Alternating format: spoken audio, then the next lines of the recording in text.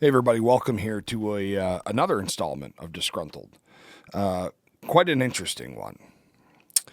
Just a couple days ago, and this one hits home a little more than most.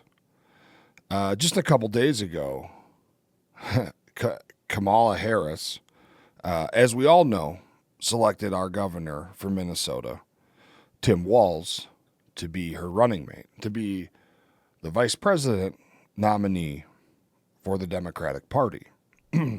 Now, I know that everyone's been beating this to a pulp. This horse has been killed over and over and over and over again. But I think that there are some things that aren't talked about as much when we talk about Governor Tim Walz. You see, the truth of the matter is that I don't know a ton about his policy. I don't know a ton about what he's done for the great state of Minnesota, if we can call it a great state anymore. I mean, hell, we now have a state flag that has some kind of homage to Somalia on it. So I don't know how great of a state Minnesota is any longer. But I will say this. There are only a couple things that I'd be able to pick out that I can say that he's done, and I don't know whether they're positive or negative. Actually, I do know that there's a lot of negative. There's a lot of lying. There's a lot of pandering going on, and he's controlled. He's 100%, in my opinion, 100% a puppet. And he's now 100% a puppet to the Democratic Party on the presidential ticket, which kind of ups the ante, if you ask me. But let's talk about a couple of these things. Now, most recently, he's been in the news because he's giving children at school free lunch and breakfast. Okay, kids need to eat. I can agree with that. But that's what he's hanging his hat on. It's important. I'll agree with him that kids need to eat. And those children that come from less fortunate families, they still need to eat in order to learn and to thrive, hopefully thrive. So we'll chalk one up for old Shifty Timmy on that one. But it wasn't long before that, that he approved the playing out in the open, in the public space, 5 times a day, plays Call to Prayer for the Muslim faith. And it plays loud. And those who practice the Muslim faith, I'm going to leave the any of those other descriptive words up to you guys. But they now have seeded this part of their culture into our culture. I wonder what would happen if we go to Muslim countries such as Somalia and go right in the heart of Mogadishu, construct a church, and start playing church bells and things like that. Maybe nothing would happen. Maybe they wouldn't say shit to us. But see, all of this comes from a different perspective. All of this comes from the perspective of men and women who have served this country.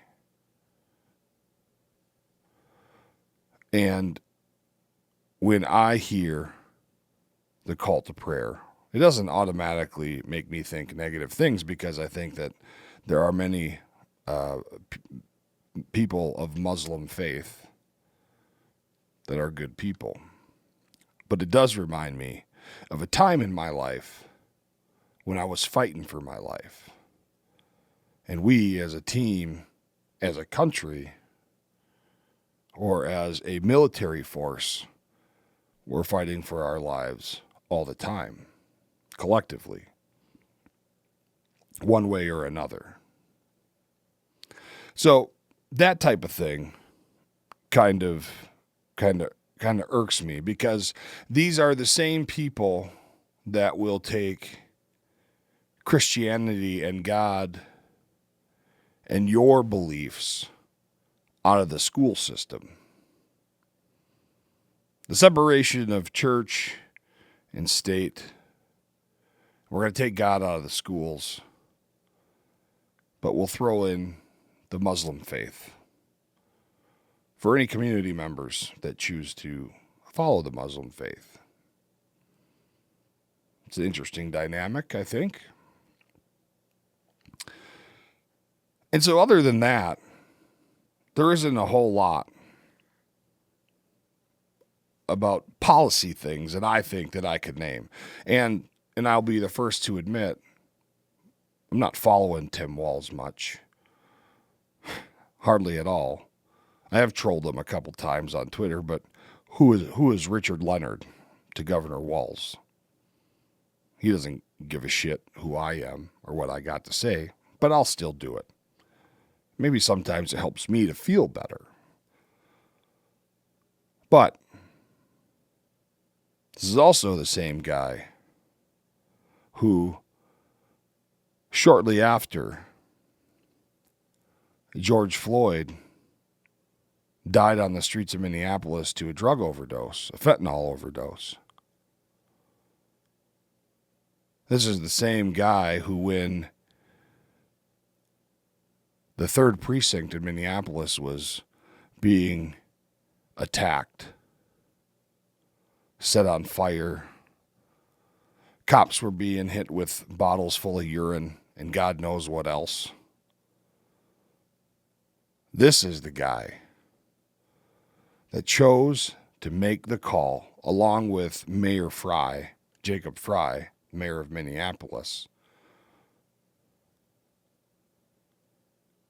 They chose to tell the police to not defend their home, but yet give it up.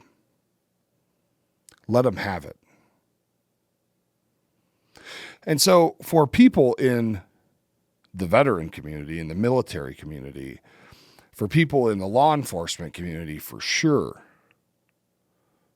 in any American, anybody in this country who believes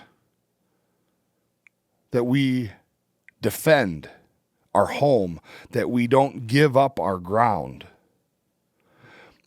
that understands why sometimes you see a flag that some people will say is backwards.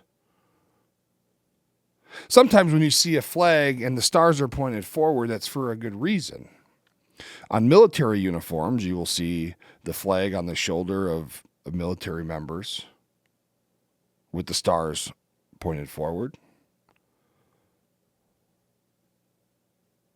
I know that for sure. I have requested at my job where I work that my uniform shirts have a flag put on them with the stars facing forward. And that's because we are Americans. We are the United States of America, and we do not give up ground. We do not give up our house. We do not turn tail and run. And these are the calls that this guy made. And I'm sure that he'll tell you it was all about safety. Well, we were concerned about the safety of the officers inside the building, and we were concerned about the safety of the community. We were concerned about the safety of everyone involved. I'm sure that's some bullshit rehearsed line that you would get from old Shifty Timmy. But you didn't seem too concerned about the safety of everybody else on the streets of Minneapolis during that time or elsewhere. The city was burning. The city was being destroyed. What happened then? What happened then, Governor Walz? What happened when then President Trump called you and offered you military aid, military assistance to help get the riots and get all these shitheads under control? No, we got it. We got it covered. And they continued to loot and steal and destroy and burn and take over. It was almost like a tyrannical takeover of the city. And see, at that time, the night that the 3rd Precinct burned, my brother Stu and I were on the streets of Minneapolis. At the time, we were bounty hunters. We were out working. We were out trying to earn a living to be able to feed our families. And at that particular time, earning a living meant that we would track down felony fugitives from justice. We would work day and night to purposely put ourselves face to face with people who were convicted of felony crimes against people. Gangs, guns, drugs, rape, murder, pedos, kid touchers.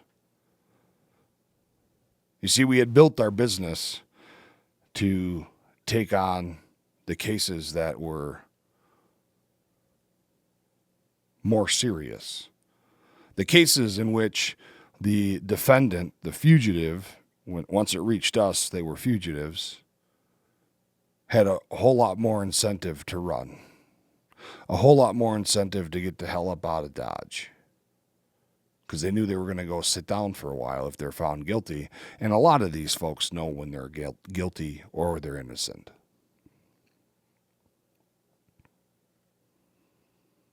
The place was absolute chaos. In fact, I can remember one night we were in North Minneapolis in the parking lot of the Cub Foods talking to a Minneapolis police officer who was working off duty to secure the Cub Foods there in North Minneapolis.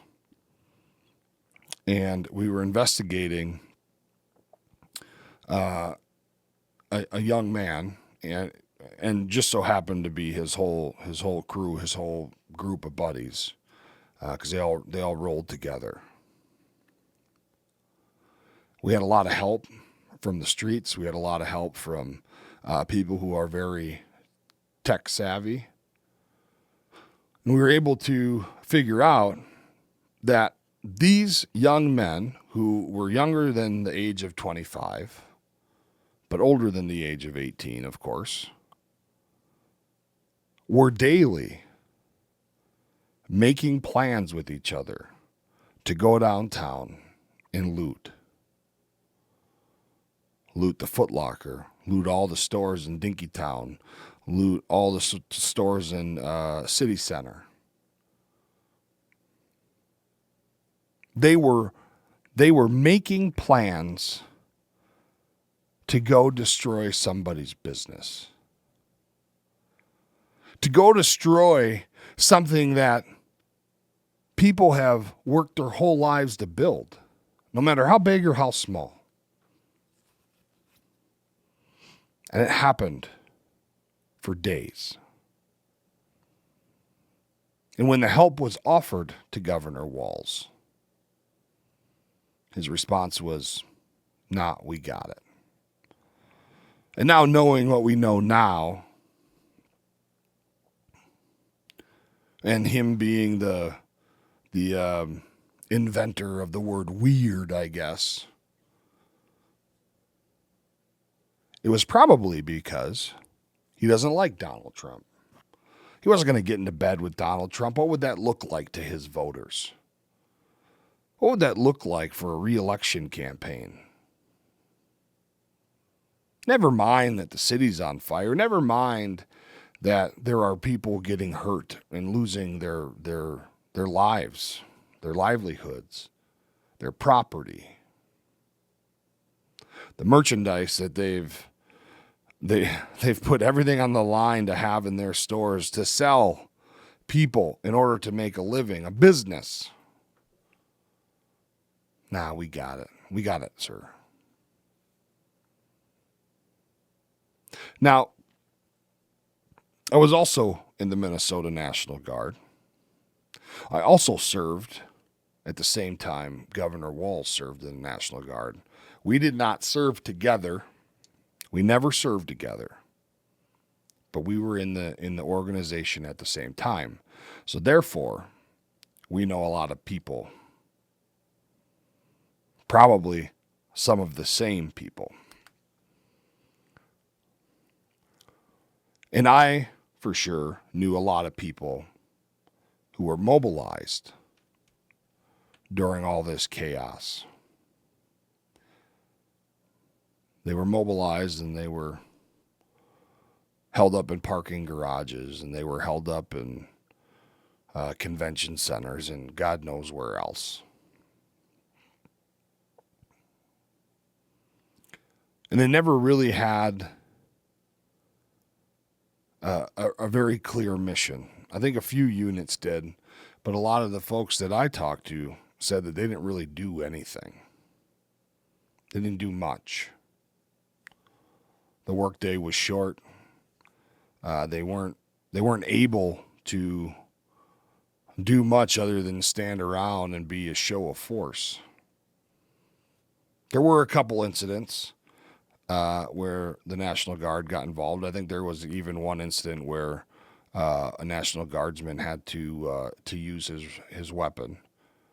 He was shot at from a car or something like that. I don't remember the details. But the point is this. The point is that our city was burning. And the ring of fire was beginning to grow and move outward. People in the city of Minneapolis had lost everything. Help was available. Help was available to stop this sooner, and it was turned down. Why? Because you don't like the guy. Now, in the Army, we're taught things like integrity, personal courage, honor, respect, duty. There's all kinds. There's 7 core Army values. Governor Walz hasn't really shown much of any of them.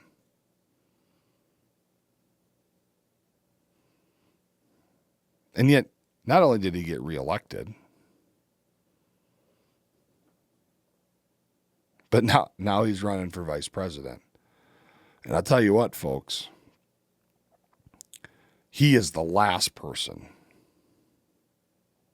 Maybe I shouldn't say the last person, because there's a lot of shitbags in our political system nowadays. But he's definitely not one of the people, whether he's on the right side of the aisle, left side of the aisle, independent, doesn't matter if he's 5,000 stories above the aisle. It doesn't. He's not somebody that we want. Somebody that we want in office to have control of anything in this country. Now, a couple years back, I had interviewed Sergeant Major Thomas Behrens over on Rumble on the Richard Leonard Show. I'll share the link to that show in this description. This is the guy.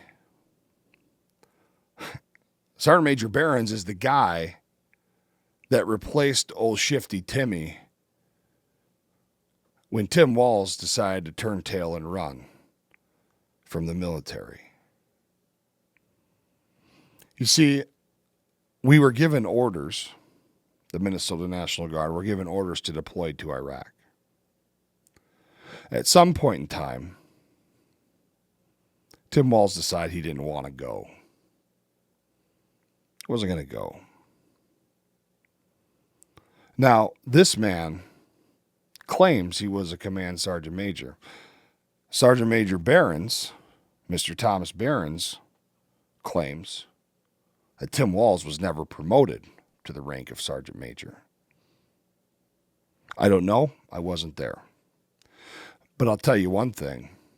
I sure trust the words of Sergeant Major Thomas Behrens way more than I trust the words of Tim Walz. In fact, Sergeant Major Behrens and a group of others tried to have Tim Walz brought up on charges for stolen valor because he lied about his service. He lied about his rank, the rank that he achieved. And he's right. Just yesterday, I had heard some report, some news flash on the radio that said Governor Walz of Minnesota has been named vice president nominee with Kamala Harris. And at one time in the Minnesota Army National Guard, he was the top enlisted man. He wasn't even close to the top enlisted man. He was never even promoted to sergeant major. Maybe he was a first sergeant. He's still 2 ranks away from being the top enlisted man. So anyway, Tim Walz decides, I'm not gonna deploy. And as Sergeant Major Behrens points out, this was right before the unit was set to leave, to deploy. Governor Tim Walz turned his back on a whole battalion of soldiers. Hundreds of soldiers. Decided he didn't want to do it. After how many years? Who knows? Who cares? The man is a coward. An absolute coward. And now he's controlled. And maybe I shouldn't even say now. He's probably been controlled for quite some time. And so some people are going to ask me, well, why do you care so much? Well, I care so much because I believe that Tim Walz got to where he was on false pretenses. I believe that Governor Walz got to where he is based on a fairy tale, a fable, if you will. And now he wants to be the second in command of our country, the second most powerful person of the free world. When all he has to hang his hat on is free lunch, call to prayer, and redesigning the state flag that he governed, which pays homage to Somalia.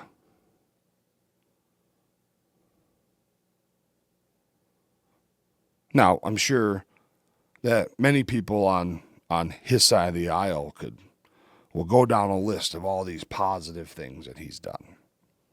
Okay. Whatever. At the end of the day, he gave up on his soldiers. He turned tail and run from his soldiers.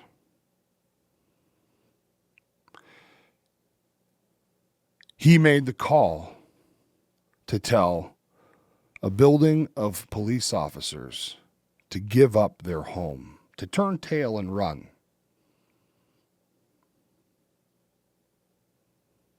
And he got some kids some free lunch and breakfast. He did one thing that I'll agree with. as far as I know at this point. And so when we talk about what's coming next and what are we going to do and what's the big problem, well, we have a huge problem. This guy couldn't even get the city of Minneapolis under control. This guy could not even find the testicular fortitude. Couldn't find it to lead his soldiers into battle. The soldiers that he had trained with, I'm presuming that he did. The soldiers he had spent time with, the soldiers he may have mentored, whatever the case may be, he gave up on them. And so, at the end of the day, everything he's done to me is irrelevant, because when the kitchen starts to get hot, we've already seen that he turns tail and gets out of the kitchen instead of sweating it out, figuring out how to cool it down or how to fix the problem in a way that helps more than it hurts. And so when we think about all the issues in this country and even in our local communities all over this country that are so polarizing, we're going to put him in control of that. He gave up on the people that trusted him most. What kind of leadership? What kind of leadership is that? To me, it's a no-brainer. To me, that simple fact makes him irrelevant for the rest of his career. Now, word has it that he's been building some fortress or some large mansion or something like that in South Dakota somewhere. And Minnesotans actually kind of took comfort in that, because we're almost done dealing with him. So, finish your time, finish effing up our state, and then go to the prairie in South Dakota or wherever it is you're going and sit down and shut the hell up. That's what a large amount of Minnesotans were thinking until now. So, yeah, we've heard all about the policy stuff and how him and Kamala Harris accentuate each other so well in their politics. And he's a great running mate, and he'll probably be great for this country. Nope. He's going to give up on you. He's going to turn tail and run and leave you behind. He's already shown it. He's already shown it. So, I think the important thing to do is to ensure that you get out and vote. I know that a lot of people are struggling with this time around. A lot of people are struggling with whether or not to even vote. Is it even legitimate? Does my vote even matter? And maybe the answer is no. Maybe the answer is nope. Your vote doesn't matter because they're going to put anybody they want in there anyway. That's what many folks think. But in my opinion, I think about the sacrifices made just for us to be able to vote, especially for minority people in this country who are United States citizens. and women in this country who were harassed and assaulted and accosted when they attempted to go vote. Not too many years ago. It wasn't in my lifetime. But it was not too far back. Soon enough that folks still talk about it. And so those are the things that I think that we should think about when we're deciding whether or not to go vote.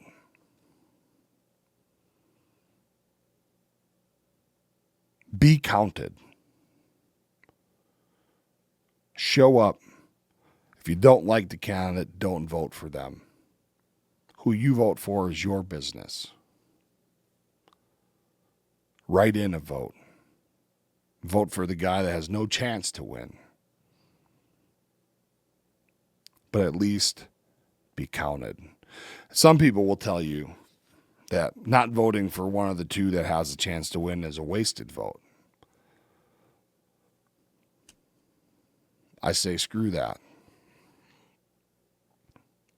If you can honestly take a look at the two people, the two parties, and you can't make a decision whether or not one of them is better for this country, then don't vote for them. Vote for, shit, how many votes does Mickey Mouse get every election year? But I'm guessing that if you actually do a little bit of research, do a little bit of reading, in the new world of technology, do a little bit of watching YouTube and Rumble and scroll through Twitter, scroll through this, scroll through that, whatever it is you use to try to be informed, do it. Pick one. And get out and vote. I hate to be the one to say, well, we got to vote our way out of this problem. Because I think we already know that. Everybody knows that. If we vote a different way, then we have a different path. And sometimes the grass isn't greener. But I don't know. It seems like our backyard has no green in it. It's just one thick, sheer sheet of dog shit right now. So I'll tell you, Kamala Harris for sure is not getting my vote. Anyway, I don't want to keep beating a dead horse, but I think that we understand each other. Maybe you haven't talked back to me yet, but just remember, Governor Tim Walz let Minneapolis burn. He let business owners lose everything. He let kids lose their spots to play in the city. Homes burned. People were hurt. And worst of all, we gave up the house. One quick point. Leave a comment down below because I'm interested in your perspective here. If the order had come down the night of the third precinct, the fall of the third precinct, if the order had come down to defend our house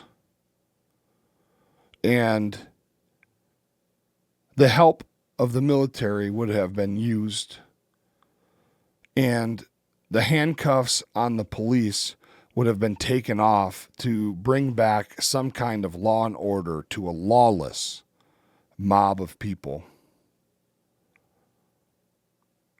do you think that we still would have had all of the riots and all the same troubles that we had many other places in this country?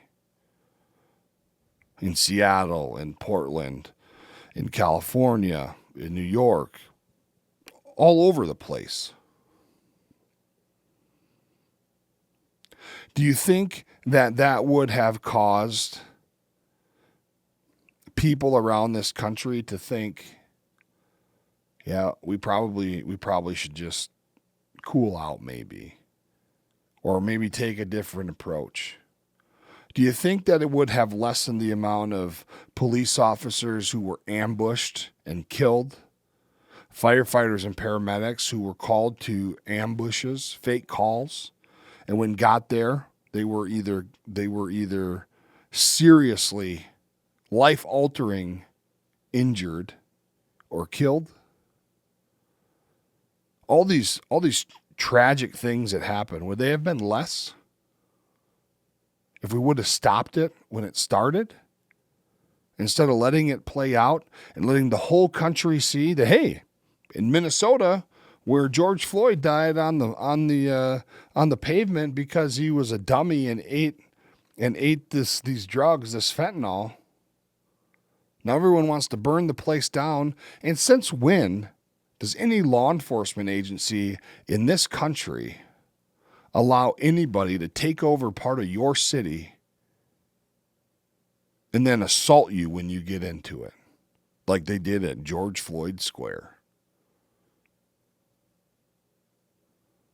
Now, there's a way to do your protest.